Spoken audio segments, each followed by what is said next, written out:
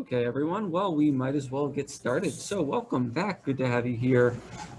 Today will be similar to yesterday in that we also have to go down for pictures again. So we'll be interrupted 11:56. So my goal is to kind of have the first half of class be a poem, and we'll do a writing activity attached to that. That'll help you write your book club essay. And for the second half, you'll have time to do independent work as we go down to get our pictures done. So any questions, comments, concerns about anything happening before we start? Is everyone able to upload their podcast projects? Any issues with that? Anything I could help with?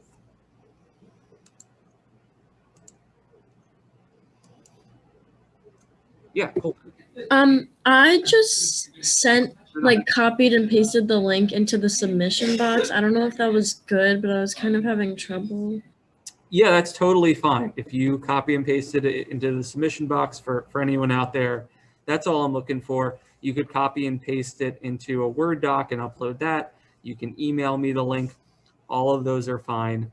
Something I want to note too is that if you're in a group of three and one of the three uploads the podcast link, well, it's going to say missing for the other two because they haven't uploaded anything. But it's not missing for you. It's just once I've graded it, I'll put a grade in for all of you. But because you haven't uploaded anything, Canvas automatically marks it as missing. Colton, is that what you were going to ask? Yeah. Okay, cool. Yep. Any other questions?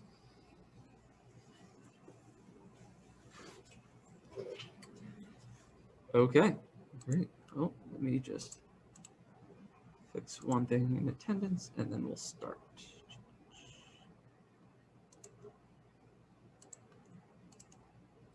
Okay, so we're going to begin today with a poem called Richard Cory. Have any of you read Richard Cory? Or does it sound familiar?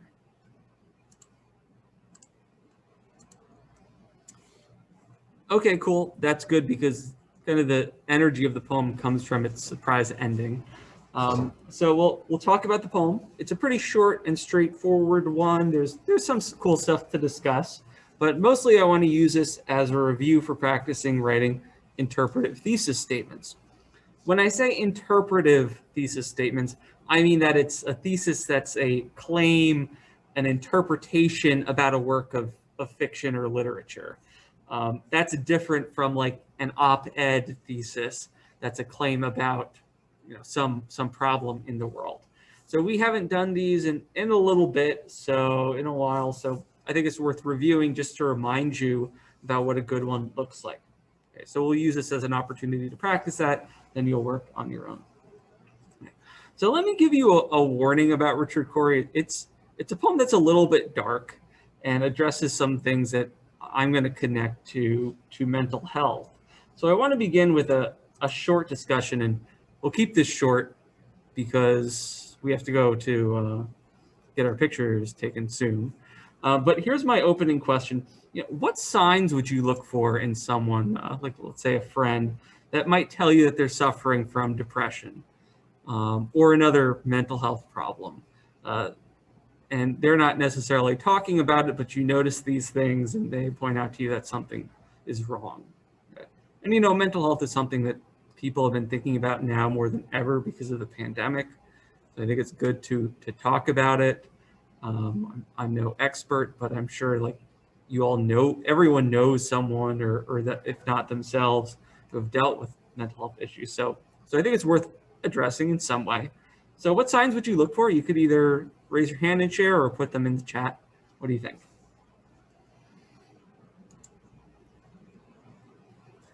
Change in personality is a good one. That, it's not always, there's a stereotype that, oh, if someone is depressed or has depression, that they're going to be like mopey. Not always the case. There could just be like a difference in how they behave. Stay quiet or zone out. Avoiding social situations, seeing them start to detach.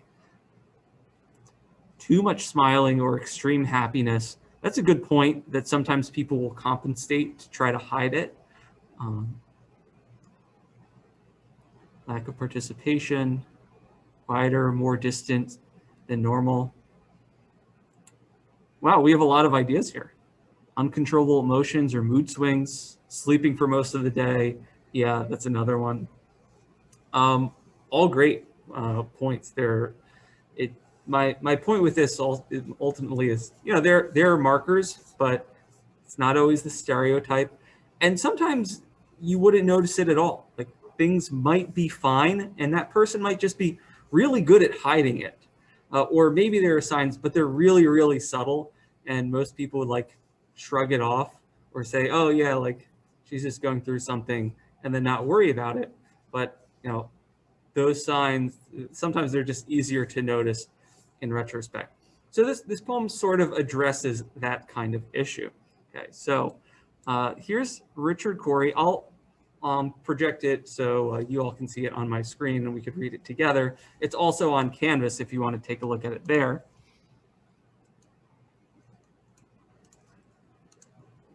So it would be great to have someone read this out loud. It's a pretty straightforward and short poem, so it's not, you won't get tongue-tied or anything. Any volunteers? Okay, how about Emma? You can start the first line whenever you're ready. Whenever Richard Corey went downtown, we people on the pavement looked at him. He was a gentleman from sole to crown, clean-favored and imperially slim. And he was always quietly arrayed, and he was always human when he talked. But still he fluttered pulses when he said, "Good morning," and he glittered when he walked. And he was rich, yes, richer than a king, and admirably schooled in every grace. In fine, we thought that he was everything, to make us wish that we were in his place. So on we worked and waited for the light, and went without the meat and cursed the bread. And Richard Corey, one calm summer night, went home and put a bullet through his head. Good, thank you. Yeah, you get the last line and you're like, whoa, where'd that come from? And that's kind of the interest here. There's that shock value with the ending. So with a poem like this, we'll look at the beginning, we'll look at the end, and we'll talk about, well, how did we get from the beginning to the end? So just first, any general reactions, gut reactions, first impressions, just things you want to throw out there that you notice about how it's written, or your feelings or ideas about it?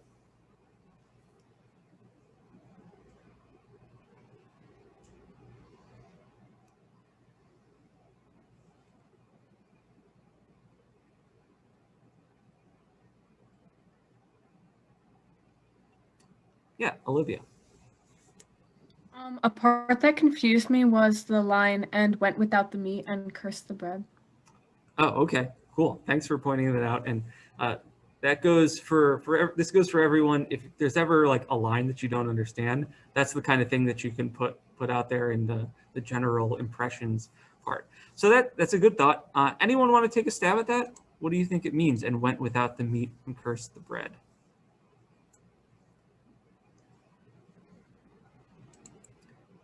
Well, take into consideration also the line before it. So we worked on and waited for the light, and we went without the meat, and we cursed the bread. Kendall, you want to take a shot at that? Could it have something to do with like first impressions, and they see Richard Corey and think that he has all that, and so they kind of they're, I guess, working, like they work on the street, and so they see someone like that walk by and they kind of hate the life that they have, but then it flips at the very end saying, although he has all these material things, what he doesn't have is like stable mental health, and although he's rich, he's not healthy. Mm-hmm.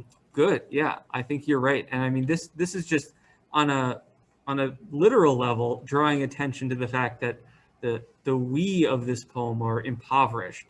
So they went without the meat.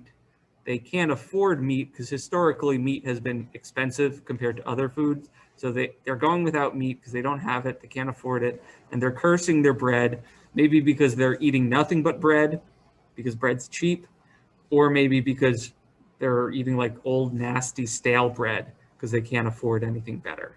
So that line is telling us that the speakers of these poems are poor, at least relative to Richard Cory. So let's go through this and I'll point out some details, and then we'll get to the thesis writing. Okay. So it begins, whenever Richard Cory went downtown, right, we people on the pavement looked at him. And as I'm looking at this, and I'm putting on my analytical lens, first thing that pops out is this idea of Richard Cory going downtown. And going downtown just means, going to the center of the town, into the downtown area. But down also suggests going from a place of elevation to a lower place, right? And he's going to see we people on the pavement, like the people on the street level, kind of everyday normal people closer to the ground. So the poem is establishing him as somehow elevated, somehow better off. Also note, we people. So you could imagine this poem being told from the perspective of like one person who's like living on the pavement, who's looking up to Richard Cory. But it's not told from one person, it's we. It's a collective narrator. So what do you make of that? Why tell the story, this poem, through a collective narrator?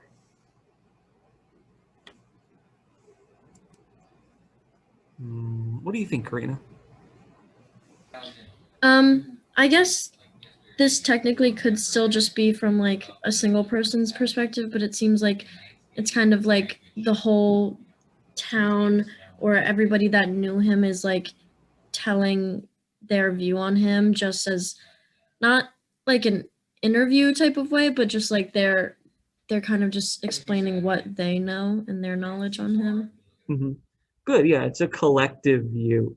I mean, as I'm reading this through the lens of 2021, I can't help but see it as like a 99% looking at a 1% kind of thing. So part of the we is all us four people over here are looking at the singular Richard Cory, who's richer than a king, emphasizing like again his difference from everyone else, how he's in some way wealthier, better off than the crowd. On the other hand, I think it might show his isolation, right? So we worked, we waited for the light, we went without the food. Things might not be great, but at least the speakers have each other. Whereas Richard Cory is just Richard Cory. It doesn't suggest that there's anyone else in his life. So isolation might be part of his problem. Okay. But what do we see about how he's characterized here? What kind of words or phrases are used to describe him to us?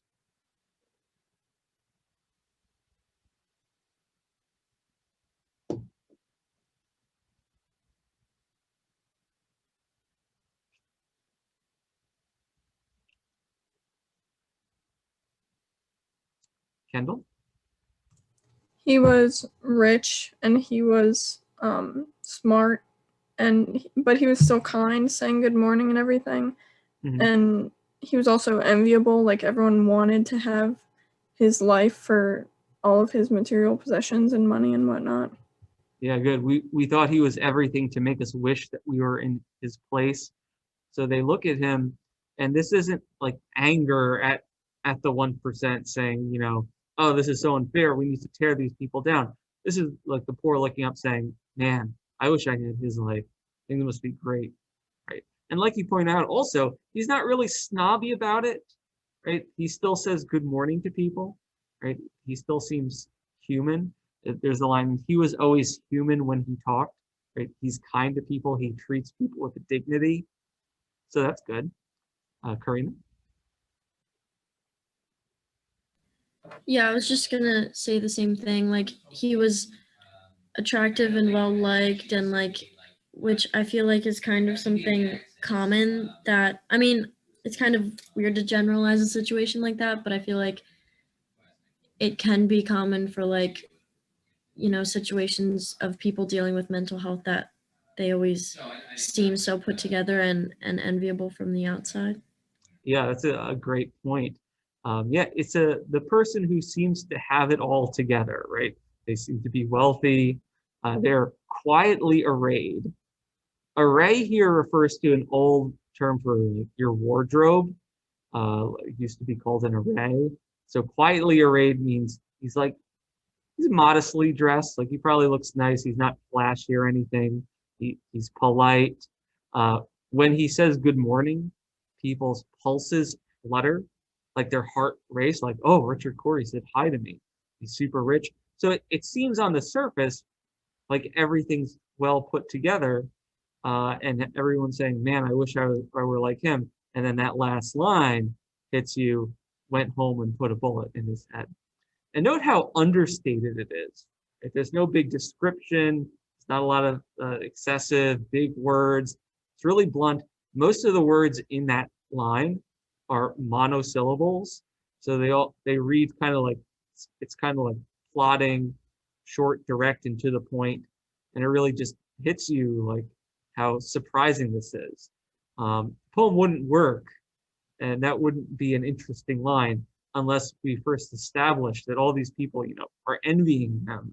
And ultimately, it's kind of suggesting that you never really know what's going on in someone's head, even if they seem like they have everything, they might not.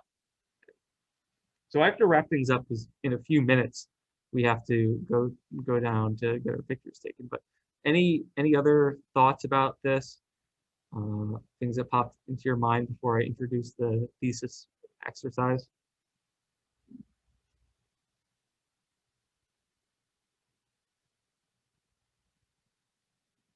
Okay.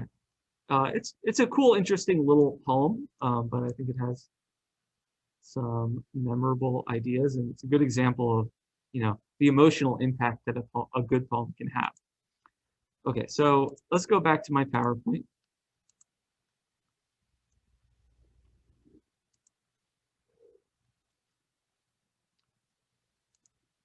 So here's what I'd like you to do is write your own practice thesis about the meaning of this poem. What is it telling us? Not about Richard Cory per se, the person, but maybe about appearance versus reality in general. What big ideas is the poem communicating? So I want you to focus on this idea of appearance versus reality and use that as the starting point for your interpretation. So you want to make a claim about how appearance versus reality explains what the poem is really about. So here's what you should not do. You should not write Richard Cory is a poem about appearance versus reality. I don't want you to just restate the prompt without adding anything to it. The best interpretations will help a reader see a poem in a way they never looked at it before. It'll say something new, interesting. It'll make them say, wow, that's like a cool thought, or show something interesting about the world. Okay. So here's an example I wrote just to show you the kind of thing I'm looking for. I wrote this about To His Coy Mistress, that poem we read last time. So To His Coy Mistress uses the form of a logical argument and the contrast between morbid and idyllic imagery to parody desperate young men who will say anything to get the girl. Okay.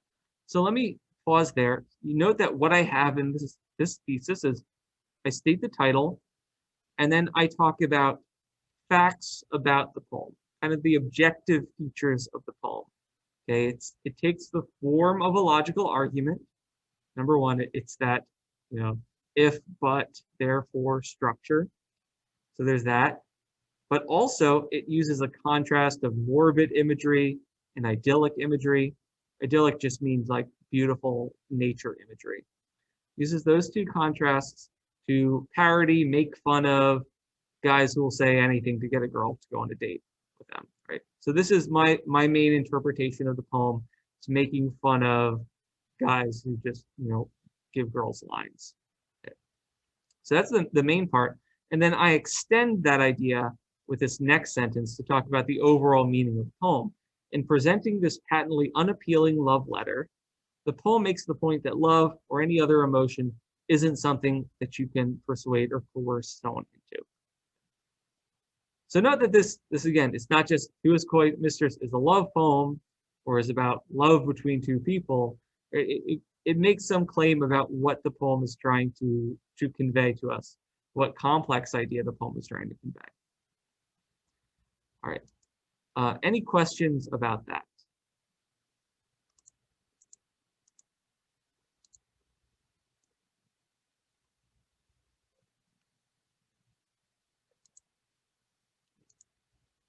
Okay. Well, here's what you can do for the rest of the period then. So this, the exercise, basically everything that was on the PowerPoint is in this assignment, Richard Corey thesis exercise. That's in our poetry and short stories module at the bottom there. So number one, complete that. Number two, you can get started working on the planning of your book club essay. Right, the planner I uploaded yesterday. That's up here. Look over the book club essay assignment. If you've already forgotten about it, make sure you're familiar with that.